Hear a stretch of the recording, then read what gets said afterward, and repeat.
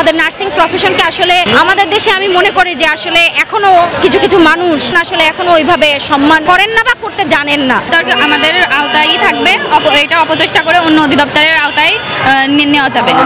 বাংলাদেশের নার্সিং পেশাটাকে বিশ্বের দরবারে আরো উন্নতি করতে চাই। আমরা কখনো রোগীকে হাসপাতালে রেখে রাস্তায় নামতে চাই না। যেমন ছিলাম আমরা আলাদা থাকতে চাই, আমরা আলাদা থেকে আমাদের নার্সিং পেশাটাকে আরো উপরে নিয়ে যেতে চাই। যদি আমাদেরকে বাধ্য করে, আমাদের এই দাবি যদি মেনে নেওয়া না হয়, আমাদের ঘরকে যদি ভেঙে দেয়, আমরা আরো কঠোর পদক্ষেপে যেতে বাধ্য হব। বাংলাদেশে যে কোনো গ্রুপ থেকে আপনি 3 বছর মেয়াদি ডিপ্লোমাতে ভর্তি হতে পারবেন, আর সায়েন্স ব্যাকগ্রাউন্ডে 4 বছর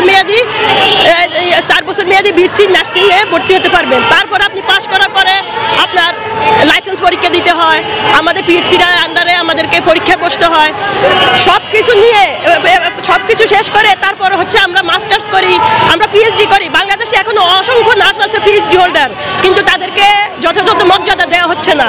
এই যে আমাদেরকে একীভূত করতে যাচ্ছে অন্য একটা অধিদপ্তরের সাথে, ওই অধিদপ্তরের সাথে কিন্তু নার্সদেরকে উপরের কোনো পদে দিবে কিনা আমরা আসলে এখনো কিন্তু জানি না। যাই হোক, আমরা আসলে চাচ্ছি না অন্য কোনো অধিদপ্তরের সাথে একীভূত হতে। আমরা আলাদা যেমন ছিলাম আমরা আলাদা থাকতে চাই, আমরা আলাদা থেকে আমাদের নার্সিং পেশাটাকে আরো উপরে নিয়ে যেতে চাই।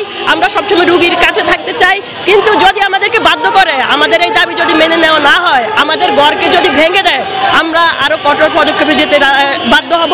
আমরা কখনো কর্মবিরতিতে যেতে চাই না, আমরা কখনো রোগীকে হাসপাতালে রেখে রাস্তায় নামতে চাই না।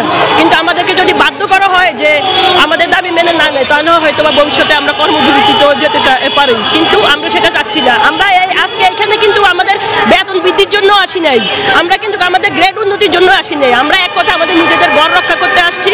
আসলে আমরা কোনো সমস্যার সম্মুখীন হয়ে এখানে আসিনি, আমরা কোনো সমস্যার সম্মুখীন হয়ে এখানে সমাধান চাইতে আসিনি। আমরা বরঞ্চ যেভাবে আছি আমরা ওইভাবেই থাকতে চাই।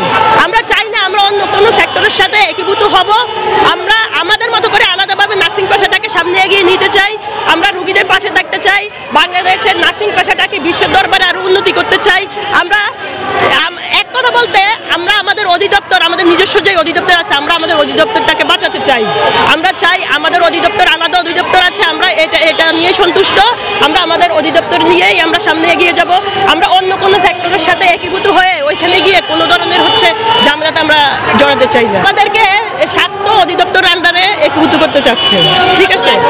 আমরা এখন আছি বাংলাদেশ নার্সিং এবং মিডওয়াইফারি অধিদপ্তর। এটা আলাদা একটা অধিদপ্তর, সম্পূর্ণ আলাদা। হ্যাঁ, সাধারণ অধিদপ্তরের আন্ডারে আমাদেরকে নিয়ে যেতে চাচ্ছি। দেখেন, ওনারা অনেক ধরনের যুক্তি দেখাচ্ছে। ওনারা বলছেন যে বাংলাদেশে 7টা স্বাস্থ্য সেক্টরের আন্ডারে 7টা অধিদপ্তর আছে, এতগুলো অধিদপ্তর না রেখে আমরা কমাই নিয়ে এসে হচ্ছে সেবার মান আরো বৃদ্ধি পাবে। ওনাদের যুক্তিতে যেটা ভালো মনে হয়েছে ওনারা ওইটা বলছে, কিন্তু আমাদের কাছে এটা মনে হয় না।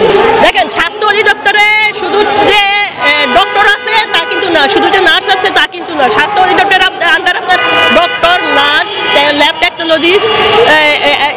টেকনোলজিস্ট, ফিজিওথেরাপিস্ট, এরকম অনেক সেক্টর আছে। তো আপনি যদি সবাইকে একসাথে একই ছাতার আন্ডারে নিয়ে আসতে চান, অবশ্যই বিভিন্ন ঝামেলা হবে। তাহলে কি দরকার? যেহেতু আলাদা সরকার আপনাকে 1977 সালে মেজর জিয়াউর রহমান আলাদা একটা পরিদপ্তরই করে দিয়েছে, যেটা এখন আস্তে আস্তে অধিদপ্তরে চলে আসছে, তাহলে আমাদের কি দরকার? আমরা 1977 সালে আমরা আবার পিছিয়ে যাব, পিছিয়ে আবার সবাই একসাথে হব? একসাথে হতে দরকার নেই, বরং সবাই সেক্টর নিয়ে আলাদা থাকুক, সবাই সবার মতো করে পেশাটাকে এগিয়ে নেক, সবাই মেডিকেল সেক্টরে উন্নতি করুক, বাংলাদেশের উন্নতি হোক,